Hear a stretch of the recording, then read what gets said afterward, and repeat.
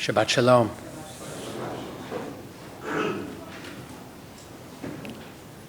I never met Shira Banki, but her death has touched me deeply. Why? I didn't know her. I've never met her parents or her siblings. And people sadly die every day, sometimes tragically. Often those tragic deaths are much closer to us, right here in our own city. And I don't normally mourn the passing of strangers. Part of it, perhaps, is the pain that we all feel when a young person dies. It's so cruel, it's so unfair, it seems so unnatural, and it is. Shira was 16 years old, on the cusp of adulthood. And then there's the way in which she died. Marching at the Jerusalem Pride Parade last week, a march for tolerance and inclusion and acceptance, and she was murdered by a madman filled with hatred and anger, a man who attacked marchers at a pride parade 10 years earlier who had recently been paroled. It's absurd. I'm sad for Shira's family, for her parents, and for her younger siblings. They've lost a daughter and a sister. And I'm sad for Yerushalayim, for Jerusalem, and for Israel. It's not like we have, a shortage of tzuras. It's not like we live in the best neighborhood.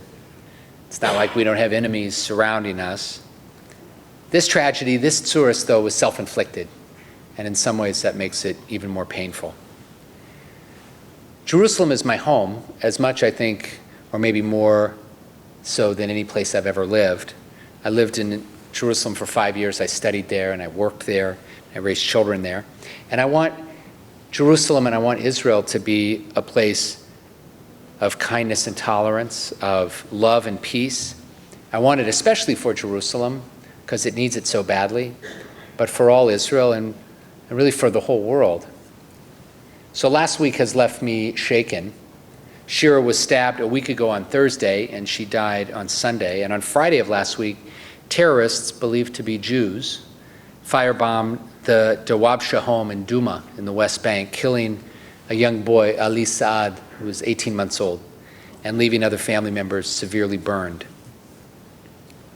It's not a good week. Who was Shira Banki? She was born in 1999, the same year that my oldest daughter, Isa, was born. They didn't know each other, but they could have, because they were in the same grade in Jerusalem. Shira studied at Liada, which is one of the best schools in Jerusalem. It's connected to the Givat Ram campus of the Hebrew University, and it's called Liada because it's Liad. It's right next door to that campus. Shira's parents are Ori and Mika. She has 3 younger siblings, Tomer, Ella, and Adi. At her funeral, her father described her as a young woman with tremendous empathy, with kindness and emotional intelligence. She cared deeply about others, their experiences and their pain, their hopes and their happiness. And it's why she was at the Pride Parade in the first place. She was marching there with friends of hers. At her funeral, her father described the way Shira kept her room. She had a bulletin board in her room. Gives you a sense of who she was. And there were pictures of family members pinned to the bulletin board.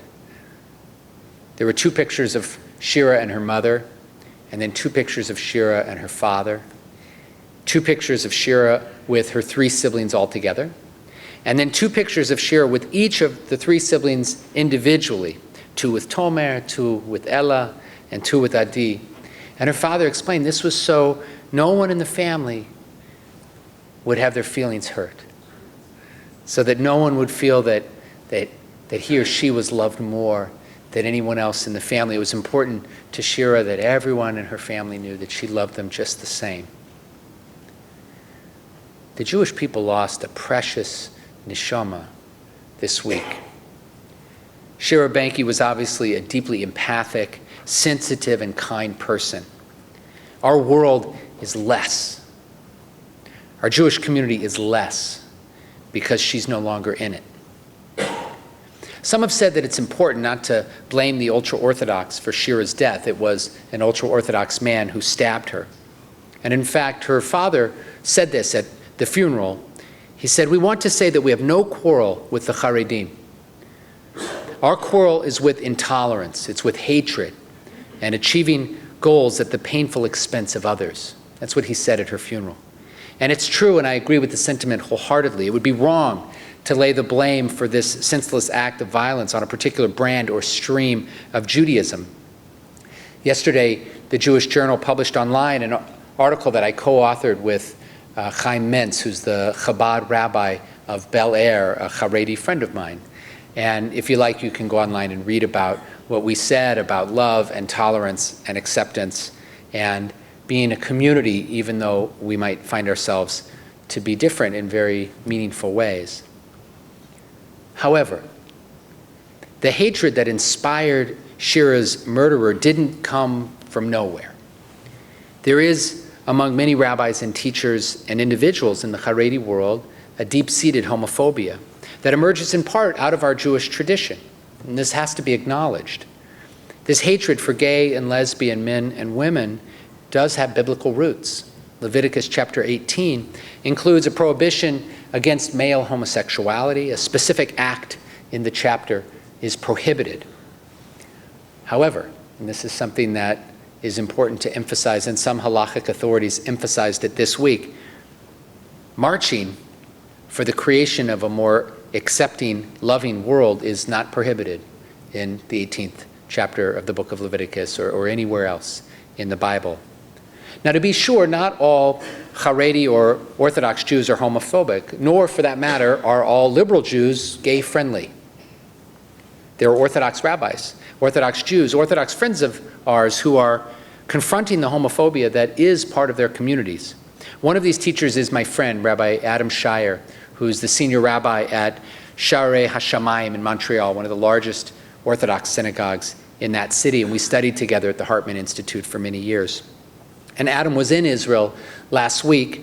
Actually, this is an interesting side note. Adam's wife was just ordained a rabbi, one of the very first women in the Orthodox world to be ordained a rabbi.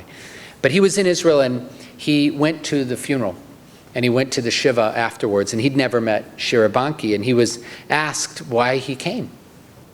And he said, "I came because I wanted the family to know that Jews in Canada care about them and will remember their daughter. And I came because I wanted to remind myself and my community, my Orthodox community, that our Torah is a Torah of love and inclusiveness, and not a Torah of hatred and violence. And I came because Shira's last teaching, that which she was engaged in during the march in Jerusalem, was that there is power in simply showing up and showing your support. So I simply came to show my support to Shira's family and to those who live in fear of being attacked for their lifestyles or their beliefs." These words from my friend Rabbi Shire inspire me. They give me hope. They comfort me. Ruby Rivlin, Israel's president, spoke out against the type of hatred and intolerance that can lead to acts of violence like the stabbing of Shira Banki and the firebombing and murder of Ali Saad Dawabsha, the 18-month-old boy who was killed purportedly by Jewish terrorists. It's good that President Rivlin spoke out.